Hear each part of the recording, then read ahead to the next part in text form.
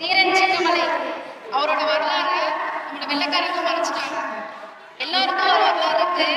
ஆனா அந்த வரலாறு நம்மளோட இம்பார்ட்டன் மாவீரன் தீரன் சின்னமலையோட வரலாறு மறைக்க விடாம இந்த இடத்துல பேசுறதுக்கு தான் நான் ஒரு இஸ்லாமிய பெண் இருக்கேன்.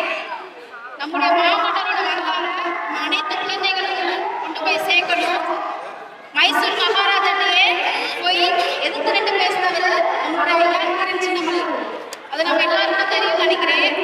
அதை தாண்டி இந்த இடத்துல நான் வந்து ஒரு இஸ்லாமிய பெண்ணே பேசுறேன்னா தீரன் சின்னமலைக்கு திப்பு சுல்தானுக்கு உள்ள நட்பு, அந்த நட்புல இந்த தடவை நான் வந்து பேசியிருக்கேன். 3 முறை ஒன்று சேர்ந்து நட்புல போட்டு வென்றிருக்காங்க.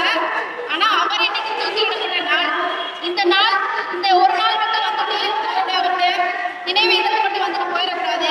அவருடைய பெருமைகளையும் அவருடைய வரலாறுகளையும் அடுத்தடுத்த தலைவர்களுக்கு கிடைக்கணும்னு சொல்லி நான் இந்த இடத்துல ஒரு பழனி பாபாவின் மாணவியா பேசுறேன்.